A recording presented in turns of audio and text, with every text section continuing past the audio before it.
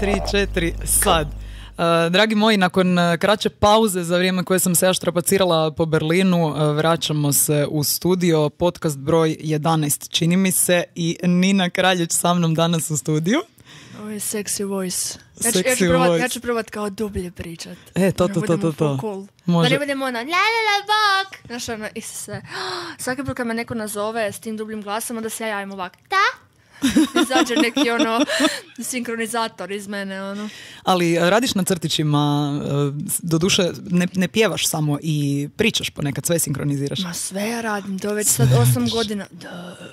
8 godina u biti više sam pričala, to su više naracijske uloge i tu i tamo nešto odpjevaju. Jedino ono ako me zovu baš zato što ne znam Disney i onda kao uloga užasno puno pjeva i onda je prikladno da ju ja dobijem, ne zbog jednog i drugog. Mislim, zapravo mi potpuno zvučiš tako u zadnje vrijeme nekako ove nove varijante Disneya, ne glasom, više pjevanjem. Kad sam čula prvi put Lighthouse, onda sam nekako si zamislila Matovilku kako kuka je gore u tornju. Da, Lighthouse malo ima, da, vidiš, ali super, ti si prva koja je to skužila. Ja sam isto imala tu kao u glavi, ali niko nije percipirao, tako da svaka čast. Da li možeš i imaš tu nekog prostora malo da i sama eksperimentiraš u tim ulogama ili kad je crtić u pitanju više manje sve je napisano, gotovo, kako to bude? Barem možda što se pjesama tiče, vjerujem da su ipak možda ti govorni dijelovi koji su prevedeni doslovno zacrtani pa se samo čitaju. Gdje si zapravo to navježbala i kako je to krenulo prije 8 godina? Evo, meni je od uvijek bila neka želja raditi te crtiće, ali mislim da nisam ipak talent za to. Nije tu stvar samo glasa. Pa definitivno nije. Ja sam počela zato što je prije 8 godina to je održano na jednoj firmi u kojoj radim u 3 trenutno sad. Biti u Zagrebu sam se stacionirala gdje god možeš. Falilo je nekakav vokal odrasli ženski koji može glumiti uloge od 8 do 11 godina. Onako, gdje to onako ide sve lagano jer njima je jako bitna brzina. A s djecom to ipak malo sporije ide, što je naravno normalno. I ja sam u to vrijeme imala 18 i još sam imala vičljiv vokal i to je sve onak bilo meni praktički prirodno. I otišla sam na audiciju i tad radim punom parom. A sad bilo je svakakvih uloga i svega svačega. U nekim situacijama dosta ja radim nekakvu kreativnu improvizaciju. Znali smo mijenjati tekst na licu mjesta, znala je biti promjena i u melodiji određenih, znali smo dodati neki glas u dvoglasju kojeg nema i tako. Znači, postoji definitivno sloboda biti ovo jedan od poslova koji su totalno kreativni. Znači, stvarno, ima tu i glume, ima tu i točne dikcije, što sad je meni jako veliki izazov s ovim aparatićem, pa je bilo sad skoro i suza zadnji put kad sam došla u studio. Jer navikla sam raditi ne trebam ja pogledat ništa ranije, unapred, nego ja ću odmah iz prve. Sad onak pogledam iz druge i iz treće, onda još razmišljam šta je uloga htjela napraviti, da uopće uspijem to izgovoriti, ali ne bi mijenjala taj job ni za što. Da li bi mogla reći od svih tih silnih crtića koja ti je uloga nekako najviše sjela, s kojim se baš ti možeš poistovjetiti da skoro pa da nije bila gluma, da si ti zapravo bila skoro pa taj lik? Pa zapravo evo sad ova Sofija. To je ova Sofija prva iz Disneya. Ona je tak slična meni da je to zapravo iritantno. Ja ne znam šta je to. Znaš šta je ne? Ona ti onak kao ima nekakav magic amulet i onda može pričati sa životinjama. Onak sva nekakva onak ne znam. Disney ženski dolittle. Da. I super pjeva i onda kao može dostati one princeze, poznate Disney princeze i mogu kao asistirati u pomoći. Znači, stvarno je zapravo fancy. A bilo je onak, ne znam, jedan ježić što je sadio mrkve, full čudan jež. I zapravo je bilo dosta takvih nekih uloga koje nađeš se u svemu pomalo. U biti vjerojatno je dobiješ ulogu s nekim razlogom. Isto kako i svaku pjesmu koju pjevaš ima neki dio tebe u njoj. Jel čuješ mene za neku ulogu u Sofiji? Možda ova njena sestra. S tim da ona baš nije voljela Sofiju dobrih 4-5 sezona i onda kao bila je malo jealous. Jer je kao ona bila glavna, jedina kći, onda je došla još Sofija i onda je bilo full teško, ali sad su kao best friends. A Sofija je starija? Pa ne znam, mislim da čak i ne. Mislim da ne. Oni su sad kao neke polusestre. Viš, spomenula si sad ovaj aparatić, malo da se maknemo od Disneya, da ne završim ja u kukanju kako su prijašnji Disney bili puno bolji nego ovi, ali onda će se zakuhat dolje u komentarima. Bit će opasno, ali reci mi, koji je tebi najdrži Disney crtić? Onako da ostanemo možda u onima koje smo mi gledali ko klinci. Ovo je sad, ovo ti fakat ne mrem odgovoriti, jer ono, ne mrem čime, fakat sam postala, ono, baš sam, ono, Zagrebčanka, ono, sad da me starci čuju. Jako mi je teško reći, ne znam, možda je to malo cringe, ali meni je onak Snjegurica bila najdraža. Da? Da. Pa meni ne znam zašto. Cringe? Pa nije, ne bi rekla da je cringe, definitivno. Uvijek naša ostane ta kao neka emotivna memorija za to. Meni su recimo Mulan, Pocahontas, Mačke iz visokog društva. Šta mi je još bilo drago? A ti si egzotara, ti si ono baš egzotične sve uzela. Pa da, ali to mi se činilo, to je sve tad bilo normalno. Niko nije razmišljao o tome istina, koliko zapravo Disney probija granice istina, već da. tada. I onda kad su počeli, se sjećaš kako bi izgledale Disneyjeve princeze nacrtane u nekoj drugoj rasi. Da, i ne samo to, nego sad su i kao počeli raditi kako bi princeze izgledale in real life. S obzirom da danas mnoge žene furaju tu vrstu imidža. Da, ono što kažu Srbi za obrve, čoko bananice. Isto se fakat, da. Ali fakat naše su jako puno žena koje izgledaju ono identično kao neke nacrtane uloge. Što je stvarno, ne znam da li creepy ili fora. Nisam to baš pratila, ali znam par ovih nekih frikova po Instagramu koji se izoperiraju. Ima ona jedna Barbika. Barbika, da. Ili ona žena mačka koja je rekla da se nije operirala. Ma da, ona tvrdi da se nije operirala. Mislim, svi znaju da se dobro je da to ne znam, znači da se nisam dovoljno angažirala, to je dobar znak. Ma ova svuda iskače iz paštete, stavit će ju Borjan u montaži. Ma da, kao može. Veleposlanikove oči, ono je bilo ludo. Pravo. Da. Prije smo odlučili da ćemo studio nazvati Ispovjedaonica, jer kogod dođe u studio u prvom trenutku prije nego što krene intervju prizna nešto o samom sebi što inače možda ne bi priznao, ko da ga nešto zbuni, ono, energija ugode u ovom studiju. To je to. Nina je priznala između ostalog da nosi pidžamu na štrumfove. Da. To su ti one, znaš, hvala što koristiš moje informacije. Imam ja i gorih, tako da zapravo sam dobro prošla. Dobro si prošla, ali to ti je ono cringerski, znaš kad neko pita nekog kako spavaš. Ja volim spavat gol. Da? Znaš kako ljudi to kažu. Ne, ja volim spavat na štrumfove, ali to su štrumfovi iz Bosne, s placa. To je onak novo. To je baš onak new in the house. Tako da, baš sam ponosna na njih. Bravo. A glumila si i štrumfetu? Štrumfljilja nije štrumfeta. Onda smo imali... To je sad tako uvreda. A sorry, ne znam ko je štrumfljilja. Ali ono jednako je vrijedna, samo nije toliko popularna. A ko je ona? To je neka baba od štrumfeta. Ne, ona je onak njene godine, samo što kao postoji jedan klan štrumfova koji je tek otkriven u ovom novom nastavku, zapravo kao i štrumfovi nisu jedini. Ima kao jedan klan gdje su sve žene. I štrumfljilja je jedna od... Da, malo su onak Amazonija. I štrumfljilja je jedna od glavnih kao. I tad sam imala debatu kao zašto nije Ljilja Štrumf. Vidim ja štrumfljilju kako. I ful smo kao imali onak praktički smo se svi posvađali. Zašto nije Ljilja Štrumf? Zašto je štrumfljilja? Onda to nastala cijela debata, onda smo odustali. Pa malo zvuči mi onako seljački ta štrumfljilja, moram priznati. Ja sam štrumfljilja. Mislim, je, baš to štrumfljilja. Ne? A nema baš štrumfljilje kolika. A nije baš prepopularna. Nije prepopularna, vidiš ti to. Šteta. Kad je ubila ova Plauša, ne? Jer štrumfljilja je naravno ljubičasto, ne? Vidiš ti to. I onako alternativnija je. Dok je štrumfljilja, ono, ne znam, šta, malo Kim Kardashian. Bože, ova štrumfetica.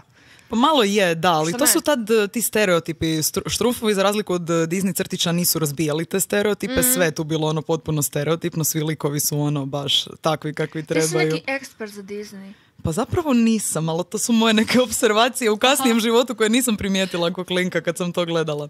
Nego sad kad kažeš kose njihove. Ti ja sad smo tu u nekom sličnom haircutu. Ne znam, ja sam danas baš ne vidim da sam zapravo cool. Ja nekak nisam se dobro ukulila. Odlično, super ti je frizura, jako mi se sviđa. Nešto su me počele paliti šiške u zadnje vrijeme i evo ja sam si ih baš nedavno napravila. Tipa 5 godina nisam imala šiške i evo. They are back. Ja obožavam šiške, meni samo fali undercut i to planiram napraviti na jesen. Jer hoću još malo pustiti kosu, ali htjela bi kao izbrijati, a ovo malo da mi bude baš razlika velika između jedne i druge strane. A onda se ajmo zamijeniti, ja ti dam undercut, a ti mi daj cijelu kosu, dosta mi ga je. Pa uzmi si onaj, da je na dvije strane udariš, uzmeš šampon od češnjaka, onaj što nema miris kod češnjak, by the way, stvarno, nema. I onda ti kao kosa ne spada i onda uzmeš koprivu, piješ i to ti kao za rast kose i onda kužiš, imaš kao ne pada, raste. dobiješ ono, Odlično, ok, da. povećaš ti šanse ono za 80%. Sve ću to utrljati u kosu. To sam ja napravila, meni kosa ne raste, inače. Meni Što raste je bilo? ovak do tu i onda inače stane. Full sporo raste. I ono, jednom kad sam uzgojila kosu, to je bilo ono remek dijelo. Fakat. Ali znanstveno je skoro pa nemoguće to što kažeš, to jest zapravo ne da razumijem... prestane kosa. Nikad ne prestane rast. Nego kužiš, caka je u tome što vrhovi su full tanki. I onda ona raste, ali se ne vide koliko su tanki. I onda jednostavno, znaš, to ti je kosa koja je nevidljiva oku. Toliko su tanki ti vrhići da, znaš, dođe do određene razine i onda se više niti ne vidi. Ali moram ti reći da ti je jako seksi bila ona kosa kad plešeš tango u spotu na ZPC-u. Da kažem, to je bilo uzgoj kose. To je bio uzgoj kose, ono, ultra, da. Da, i onda se mi je dosadilo vrlo brzo, jer ne mogu ja imati disciplinu oko toga niti 3 mjeseca. Je ti to najduža kosa u životu? Ne, nije. Kad sam bila mala, imala sam do tu. I ja sam se počela farbati jako brzo jer ja sam eksperimentirala s bojama uvijek jer ne mogu si pomoći, obožavam to. I onda sam negdje onak pretjerivala i jednom sam se spalila kosu i jednom sam izgledala, zvali su me Ara u Varaždinu, ja sam imala full zelenu, baš Ara zelenu, kao like a parrot čir. I onda jednom sam se ofarbala kao mogu ja to sama u plavo i ispala je ona žuta chicken color. Ko ova Eurosong pjesma. Ono, užas. Znači, izgledala sam ne znam da može postojati gora nijansa plave nego što sam ja imala na glavi. To kao da je neko razbio jaje, žumanjak i kao, evo ti, the color of your hair. Ja sam malo sad u toj varijanti. Nisi, ti si baš fora, naranđasto. Ne, ovo je nekakva naranđasto, icy fora, to je baš dobro. Ne, ti očigledno nemaš viziju o čem ja pričam. Ajde, pokazat ćeš mi tu, ali podsjeti me da se vratimo na Eurosong kojeg si sad spomenula, ali prije toga ću ti reći da, oops, I did it again. Ja sam zaozbiljno izgorila, znači ljudi moji, uopće nije zajebancija, stvarno se treba paziti, osim što sam negdje čitala da 20% rakova mjehura uzrokuje farbanje kose, jer ti to sve moraš ispišat tu kemikaliju iz glave. Da, farbanje kose. Ali sad je to manje bitno, nećemo mračiti. Da, definitivno. Meni je doslovno izgorila glava prije 2 godine i počela je padat kosa jer sam alergična na kanu i na metale i pofarbala sam se s nekom smeđom kosom, to je s farbom u kojoj je bilo oboje. I završila sam 4 dana u bolnici, kao si izgledala ko Ferengi iz Star Treka, znači baš scary shit. Da, tako da. Ne. Je ti onak lice bilo onak veliko? Sve, strašno. Onako uši su se spustile, ja sam se probudila ujutro i osjetim da je to strašno, probudim dečka, on je vrištao, baš horror film je bio. Da. Baš sorry, se smijete. Ali bilo je smiješno. Mislim da treba to doživjeti. Ja imam samo nekad full čudan, znači nekad se kao idem se farbati jednom mjesečno ili manje još, jer ne želim tretirati kosu. I onda mi stave samo, možda ako imam ovak bijelu kosu, onda mi stave samo blaj gore, a ostalo samo preljev. Zapravo uopće nemam kao klasičnu farbu. I onda me nekad full peče taj blaj, a nekad ništa. I to mi jednostavno ne razumijem. Je to nešto što, ne znam, ako sam jela suši i sad me peče, a nekad ne kužim zašto. Pa ja sam uvjerena da to sigurno ima hrana, nešto. Vjerojatno, ali nešto. 100%. Ne može biti da svaki put je druga priča. Ali viš, ja nisam farbala uopće gore. Namjerno su mi farbali od jednog dijela. Kao izgleda ko fol namjerni izrast, a zapravo to nije zbog fore izrasta, nego da si ne spržim tijeme. Ja sam htjela to kao puštati ju, da ide izrast kao normalno i na kraju sam skužila da izgledam full čudno. Ali fakat nije mi ispao dobro. Onda sam morala. Da, ovisi. Može biti na granici da si Cruella de Vil. Tanka je granica između dobrog izrasta i... Sa mojom facom nekad ja tu granicu vrlo lako mogu preći. Pa ne bi rekla. Zapravo imaš onako slatki baby face, te okice plave i to možeš... Yes. Sad bi rekla nešto, pitaj određenu šminku. Kad pogledaš, sam pogledaj neke moje natjecateljske linkove. Pogledaj kako je tam šminka funkcionirala. A kako to ide sa šminkom? Jel ti biraš te stvari ili oni te našminkaju i ne možeš baš puno? Ne, ja sam birala sam pjesme, birala sam imidž oko obleke, ali šminka je šminka, ne, ali tad ne znam zašto nekako nismo se pogodili i ljudi kad me vide na cesti kao pa ti si mlada, pa ti pričaš. Kužim, još dodaš telku tome, kamera to sve skupa malo drugačije.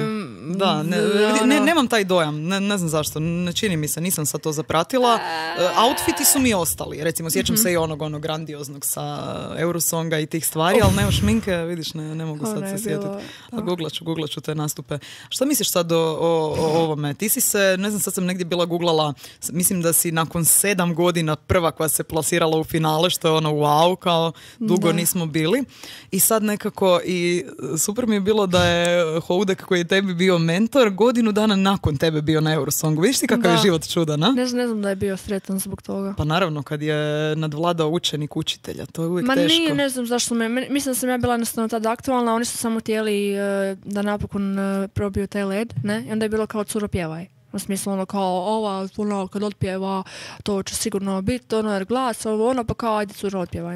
Ja mislim da je trebala biti malo dublja strategija od toga, nego sam me staviti na scenu. Osvojila si tamo neku nagradu od Eurosonga, ono neslužbeno za sve. Za karizmu, da. A dobro, to je najbolja nagrada od svih koji možeš dobiti, ali mislim, mi jesmo kao neki, cilj je bio kao proći u finale i to se je desilo. Znači, tad nije bio cilj doći u finale na neku višu poziciju, jer iskreno nije mi se činilo da je to.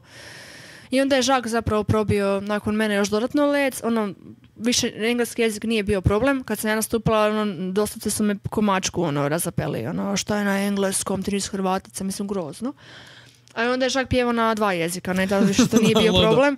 Da, kod nas to su naša mjerila, ono, nemaš vjerovat. Nema ni smisla ni logike, ali super, ono, jer ono, onda je bio 13. što je jako velika pozicija, ali Hrvati valjda ono briju samo na zlato, na srebro i srebro je već zašto nije zlato, a kamoli ono, ne razumiju da je to sad ono 40 nešto zemalja, a ne 20 nešto prije, da je to jedno posto druga vrsta glasovanja, da tu ima toliko drugih stvari osim pjesma, iako... Ma je, i taj lobby oko toga i ko zna ko... Iako po meni mislim da je samo ključ ostaviti umjetnika, da ga što više pustiš da bude svoj, bez tih sugestija. Na kraju te sugestije, naš, kak je rekla Vesna Pisarović, super je rekla, kao krenula je od bijele haljine, završila sam na crnoj u lancima, naš, ono, doslovce. Ona mi je bila super primjer, tako je bilo s moje strane na neki način. Znaš, ono, sugestija vam, sugestija tam, na kraju uopće, ono, skužiš da si treba na neke stvari mnoge reći ne, što inače meni ide, stvarno. I ono... Uhvatili ste nespremno? Pa, ja znam, bila sam full umorna. Ja sam onak stvarno ono, početak karijere imala fantastičan, moram priznati, ono, i Porin, i The Voice. Porin, da, to je stvarno ono početak, ali ono, malo je onak bakić, malo je onak možda preagresivan za start, ne? Jedino čisto energetski, jer ja sam došla onako finale zgažena. A bila si i mlada, realno, imala si 23-24 godine, nije se možda lako boriti sa svim pa tim... Pa nije mi to problem. To je iskreno, to bi ja bi onak iskreno rekla. I da, uvijek sam baš, mislim, meni iskreno, evo da je to bio problem, ja bi rekla kao, fali mi još iskustva, ali onda bi ja odbila taj projekt. Ne, više je bilo, treba naučiti slušati specifične ljude, kao, ljude kao, ja nazivaju ekscentričnom, ja se uopće ne vidim tako, što je normalno, ne, ali ja sam to doživljavala tamo često, pa vajda neke razlike postoje, ne, u razmišljanju. Slažem se, pa evo to je primjer kose, recimo, ja isto često mijenjam i boje i dužine i onda doživim ponekad čudnim komentar, ne znam uopće prenijeti šta me zapravo zasmeta u tom pristupu, način na koji ljudi komentiraju to, opet neka promjena. Kao da je loše svaki tjedan mijenjati kosu. Ja sam ti imala frajera, ljudi vole sigurnost. Ma, da, ali to je nenormalna, to nije sigurnost, to je, znaš, ono, to je zapravo nekakav, ja bih rekla narcissistic disorder, gdje se bojiš svega što ono, ne može ti stvarati sigurnost kako neko izgleda, to je fakat nesigurnost na entu. Ali ono, recimo, kad sam hodala s nekim frajerom koji mi je bio fakat onak, ono, sladak, full, i činio sam onak inteligentan, ali imala sam izjave tipa, ono, ne znam, baš to, kao promijenim boju kose, onda kao, doslovce mi napiše kao, ne znam, ne mogu te ni prepoznat više, ono, znači, mislim, kako su to gluposti, znači, ono, pa ja mogu izgledati kako god ja želim. Ja čim vidim takav stav gdje mi neko na neki način kao nameće tu neku svoju nesigurnost ili nameće nešto da ja trebam nešto biti, meni je to automatski ono, ne. Da, vidiš, svi smo u tom pogledu drugačiji. Prihvaćam da ponekad to i nije negativno, neki ljudi jednostavno ne vole promjene. Znam ljude koji ne vole putovanja, ljudi koji vole... Pa da, ali ono, opet, znači, ja sam recimo naučila se da, pogotovo u nekim privatnim odnosima, bolje funkcioniram sa sličnostima, ali to sam ja. Znači, ono, ja uopće ne sudim. Ja ti ne vjerujem onu priču, u suprotnosti se privlače. To je najgori bullshit svih vremena. Ja sam imala to i to je onda super kao više onak strast džir, ali to ne funkcionira, mislim, u mom slučaju to nije funkcioniralo ni u čemu drugom.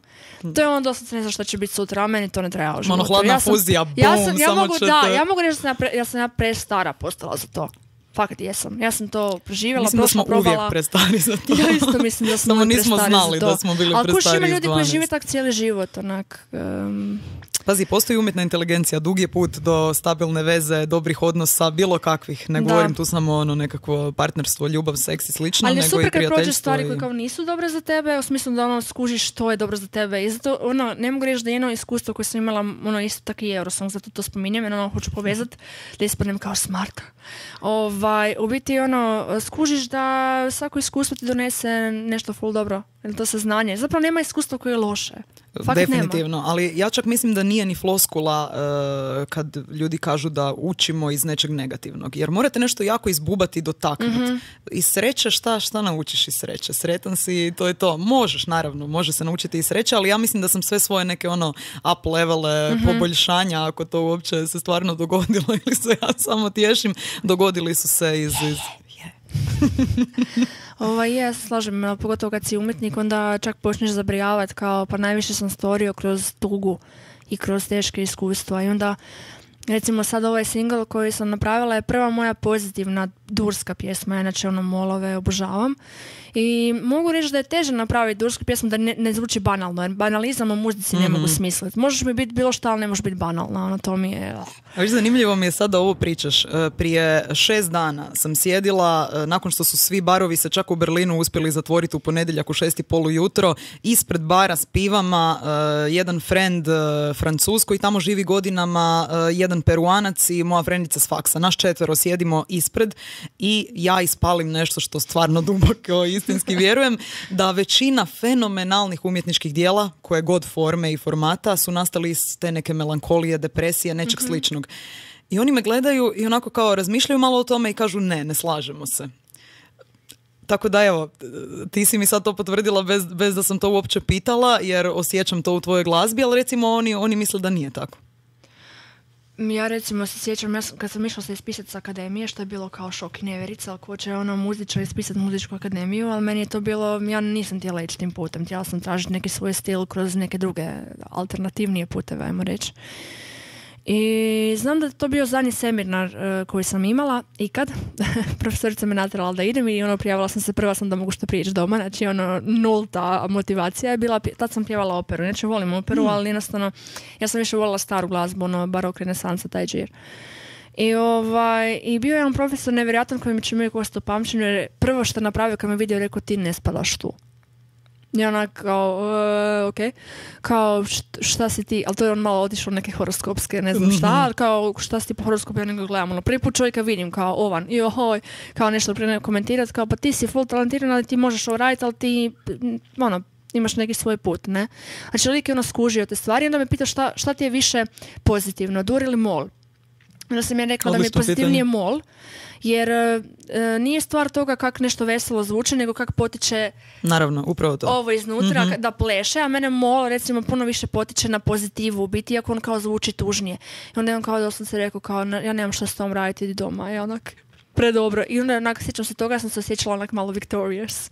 Imala sam film da sam nešto kao kad imaš puno toga u sebi što nekako ne možeš još izraziti, ali osjećaš da kao recimo ovo natjecanje, nije bilo natjecanje poanta, niti pobjeda ili bilo šta, nego da ti uspiješ na jednom mjestu par svojih pjesama koje stalno imaš brije obraditi 3-4 godine u sebi, držiš puno toga u sebi i u biti uspiješ na van. Taj osjećaj je fenomenalan, to je terapijski učinak, totalni. Ali i taj rast, tamani da nisi bila toliko jaka štrumfljilja kao što si tada mislila, dobar je to korak. Odradiš nešto, ko može reći da je 24 godine bio na Eurosongu, otišao, ubio, pobjedio, skoro. Mislim, to je rijetkost. Osjećaš se, wow, koji je korak nakon toga? Pa ja sam jedino doživjela malo onaj umjetnički sraz kad sam napravila ovaj prvi album. Onaj nagli pad energije, šta ću sad? Ne pad energije, nego sam pomislila da više tu, odnosno više je bila bojazan koju sam svom ovom dragom i najboljim frendu u biti sam se znala ispovjerati kao šta sad. Jer sam imala feeling da ja jesam na tom albumu napravila posle drugačiji stil muzike, koji još niko nije napravio i tu iza toga ja stojim. I to se može nekom sviđati ili ne, ali to definitivno je nešto moje što sam stvarala svih ovih godina. I onda sam se pitala šta sad, da ću sad nastaviti to, jer meni, stalno me znaju onako, čak i onako sa sprljom reći kao, mi ne kužimo ni šta si ti, jedan dan imaš ovakvu kosu, jedan dan onakvu kosu, pa voliš world music, pa voliš etno, pa voliš irsko, pa voliš indie muziku, pa voliš alternativno, pa voliš oriental, pa dobro šta si ti, ja kažem, pa sve to, zašto je ljudima toliko u Hrvatskoj teško shvatiti da u jednoj osobi može biti više toga, da ne mora stalno sve biti u nekoj određenoj kutiji, pa vidiš, kod nas je Jadan Vuco morao izmisliti živo blato da bi mogao pijevati rock kod čovjek, moraš imati alter ego. I Vesna Pisarović, kad si ju već spomenula, je doživjela istu priču, taj nekakav zapravo negativu na neki način, a kad kažem negativu, odličan je taj jazz album i negativa je došla iz dijela medija koji nisu to htjeli reklamirati zato što se ona nije isprofilirala kao takva vrsta autorice. Nego šta god to značilo. Nego se bila profilirala u jednom skroz drugom stilu. Pa tako je, a mislim da je to nedopuštanje čovjeku da postane nešto drugo. Tako je, da je se širi prema napred, da širi granice svoje, tuđe, ono što glazbe, biti recimo glazba je baš savršen primjer za širenje granica ili nekakve spoznaje nove unutar sebe, drugih prostora. Mislim, glazba je odraz kulture. To bi trebalo biti na jednoj puno široj razini. Mislim, onako me zove. Bilo bi čudno i dosadno da cijelo vrijeme pjevaš isto, pa sam sebi si dosadan nakon 20 godina. Da, to je isto scary da Hrvatska ima konstantnu potrebu stalno furati istu matricu. To ne može biti zdravo ni za glavu, iskreno. Ja sad svi to imamo. Znaš ona mačka, ne znam kako to ide.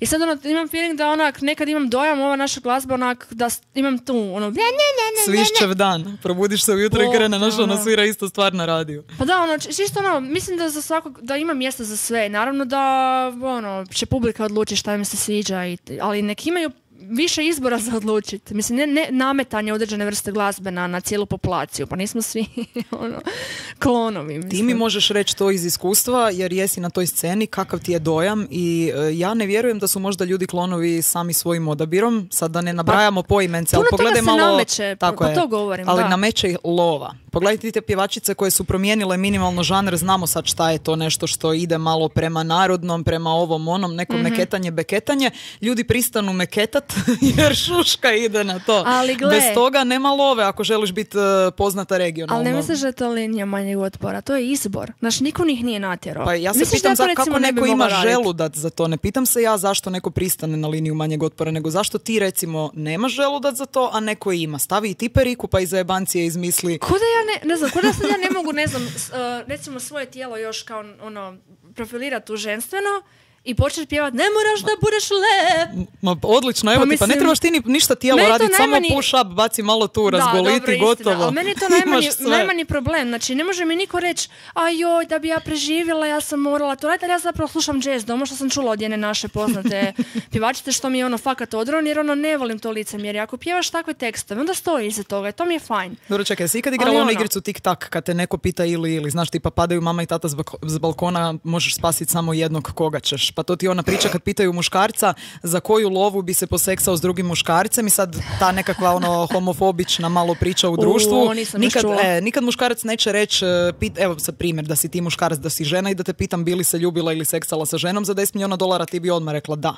Ali većina muškaraca, iako bi mislila da, naravno, većina muškaraca bi rekla ne, jer je takva, društvo to tako doživljava da je to ipak si ne muškarac i kako već, šta si ako priznaš da bi se seksao za... Iako je čudno zašto bi se s nekim ljubila za lovu, ali to su te glupe pitalice onako kao nekakve teorijske. I onda je pitanje da li je licemjerno i od ljudi koji možda stvaraju glazbu samo iz ljubavi, nažalost u ovim uvjetima u Hrvatskoj i tako malim nakladama ne može se jako dobro živjeti, može se preživjeti.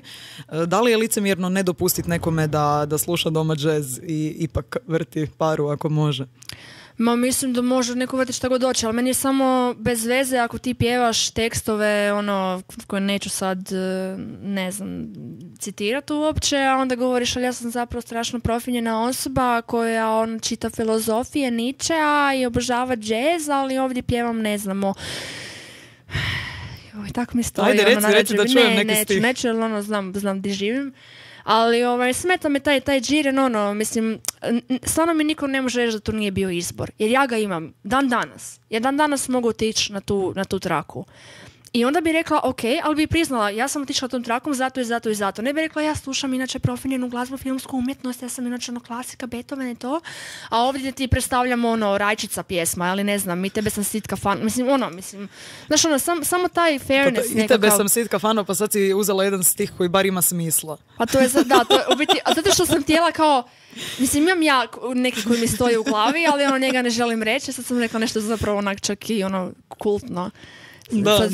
Sad ću još neko i odred komačka, znaš. Ma neće, ne brini se, evo ja podržavam. I tebe sam sitka fano, to bi si svako odvrnuo. Da, u nekom to ja mogu reći nakon ova zadnja 2 vikenda. To je skoro maltene pa umjetnost, Bome umjetnost, zapalit kafanu i izaći iz kafane. Kad smo već kod kafane, još sam jedno pitanje zadnje htjela, ali onako baš mi je od svega ovoga što smo... Hoćeš neko sočno pitanje za kraj?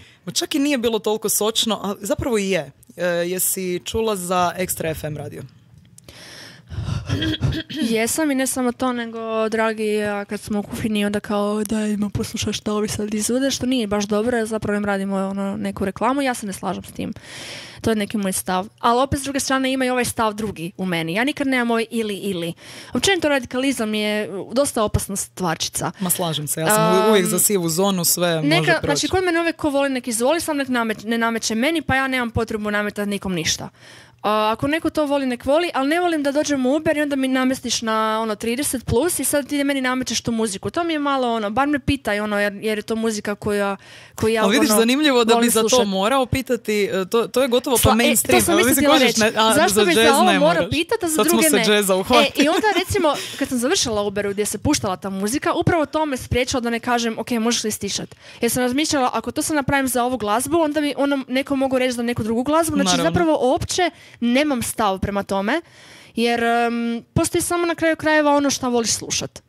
Ali to je uvijek naš... To što je neko slon prdnuo u uho, to je drugi par opane. Iskreno, ja se upjevavam sa narodnjačkim nekim melizmama, jer meni je to najbolje upjevavanje za glas ja nemam mogući. Ništa protiv tog melosa, da pače. Ne slušam narodnjake, razumiješ, ali melizme kao njihove koristim jer oni su nevjerojatno... Mislim, mi ne možemo ništa reći za njihov talent, muzički u smislu mogućnosti vokala. Oni su nevjerojatno jak narod po tom pitanju. Naravno, ali ima i narodna, ja se tu ne govorim o komercijalnom meketanju koji je kod nas nazvan samo pop, a tamo se to smatra tim što mi nazovemo cajkom ili ti turbofolkom, ali to se danas izjednačilo. Ja ne govorim o tome što je sad komercijalno, ta neka cajka estradica. Ja govorim o narodnoj muzici koja uključuje i romsku glazbu i bilo koju drugu zapravo narodnu... Turske melizme uglavnom, da. Tako da toga je bilo i tu u regiji kao i u drugim zemljama. To nekako full odvajam jedno od drugoga. A šta ti misliš o Extra FM-u? Da smijem ja pitati nešto, me zanima tvoje mišljenje o tome. Pa znaš šta za početak? Mene iznenadilo nešto drugo. Mene iznenadilo kako se uspjela kod nas nakon svih ovih godina, ako sad problematiziramo cajke na razini Juge, jer očito ih svi slušaju. Kako smo mi uspjeli 27 godina Hrvatske biti gospoda, a kad odvrneš bilo koji drugi radio, kad ti odvrneš, samo pređi granicu, staneš 5 minuta nakon granice, šta je? Svi moji frendovi, recimo, kad dođu iz Bosne i Srbije tu u posjet, vozimo se, ne znam, kod mene u autu, u taksiju, svi komentiraju, wow, kako vam radio zvuči svjetski. I to je zapravo kompliment, jer kako zvuče radije? Si ikad čula radio u Bosni i Srbiji? Sad sam bila u Bosni, zbog ove štrumfljilje. Prva stvar, štrumfljilje, reklamiraju se, recimo, ne znam, tražimo radnicu u pekari i onda ide neka cajka nakon toga i radio zvuči kod teška šabanija. Dok kod nas radio zvuči formatirano svjetski BBC One Extra. Pogotovo HRT2 kad pušta one posebne evergreene, ove stare, imaju super arhiv. Tako da je meni to onako čisto fenomenološki zanimljivo. Šta se dogodilo u ovom trenutku? Je li to taj niz koncerata koji su se organizirali u areni ili činjenicu da je Kolinda priznala da sluša cajke? Ne znam šta se to dogodilo, ali stvorila se klima. Politike plus činjenice tržišta, plus činjenice da većina naših poznatih pjevačica u biti krade melizme iz Srbije. Da, apsolutno, pa evo i Severina i Rozga sad imaju neke te pjesme u zadnje vrijeme. To je sad praktički radimo istu stvar na našem tržištu i kao šta nas sprječava na ovaj pravi trenutak i prošlo dovoljno vremena ratnog stanja, to isto moramo uzeti u obzir, jer ovdje ima ljudi koji još uvijek sigurno funkcioniraju na taj princip i iskreno pokušavam razumjeti sve, jer moj stari je bio na prvoj crti i vjerujem da on nema te stavove, recimo, on je recimo kad sam išla u Beograd predstavljati u Lighthouse, on je rekao držat ćete ko kap vode na dlanu. Čovjeku je bio stvarno na prvoj fronti 4 godine. Naravno. I nema te stavove, ja sam sad protiv nekoga, ali nešto, znači, jako zdrav zdrav stav s obzirom na sve što se prođe, ne? Ali mora se uzeti u obzir da ima ljudi koji nemaju i možda imaju pravo na to s obzirom na njihove privatne priče, da imaju i politični stav, zašto ne. Ali vidiš što je zanimljivo, da. Iako umjetnost definitivno briše granice, toga je uvijek bilo i mislim da u toj nekakvoj ili alternativnoj ili umjetničkoj sceni nikad nije bilo tu nekakvog pretjeranog animoziteta, ljudi su išli, sad o Jugi govorim, ali što se tiče cajki, turbo folka, narodnjaka, kako ih hoćeš zvat, zanimljivo je da baš u najratom pogođenijim dijelovima Hrvatske se to najviše sluša od uvijek. Nema greške, odi u Vukovar, odi u Osijek, odi bilo gdje u Slavoniju, cajke trešte od uvijek. To nije od jučer. A to je nešto i povijesna činjenica. Recimo, ne znam, bilo kakvo nekakvo vrsta osvajanja, teritorijalna, ja ću reći turcizam, zato što je turcizam u našem teritorijalnom stanu utjecao jako na glazbu, pogotovo glazbu koju sad pričamo.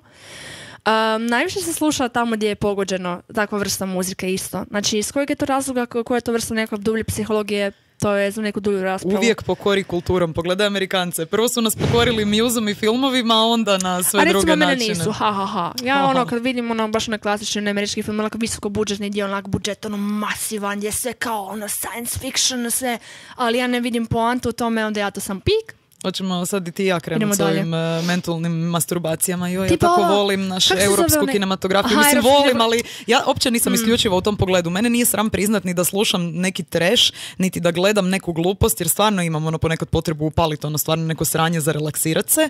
Ali naravno da bi sad mogla danima nabrajati koje su stvari koje mi hrane dušu i divne filmove. Ja isto nemam potrebu kao glumiti nekog kulturnjaka, ali glumiti neku našu, da mi je, to je, pa mislim da možda se cijeli ovaj razgovor zapravo svodi na to i što sam ja recimo u svom životu, mladom životu od 26 godina, iako ja imam svoje brije, imam u sebi 8 godina, imam u sebi 100 godina, je svašta nešto, da to se nekako kombiniram, ali zapravo taj i stav, bez tog ili bi možda bio nekakav pomak u stoljeću u kojem živimo, ne ili ovo ili ono, ali to je isto uvijek se vodi ta debata, ako ostavljaš svemu mogućnost i ako ostavljaš sve otvoreno, da li je to opasno.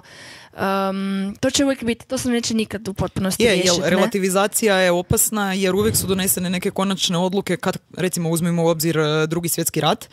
Tu nema relativiziranja, zna se šta je zločina, šta nije, da sad mi ne ulazimo u priču, tako da uvijek se na neki način mora nešto označiti kod crno i bijelo, nešto kao i bajke. Označi, tako je, nešto se ne označi, ali to je ovo i jednako zlatna sredina. To uvijek govore, znači ljudi koji meditiraju skoro svaki dan će uvijek reći zlatna sredina, a zlatna sredina predstavlja prvo otvoreno široko otporno polje, ali koje ne isključuje razumsku logiku. Ne ovo koje izlazi iz emocije, nego to je kombinacija emocije i logike.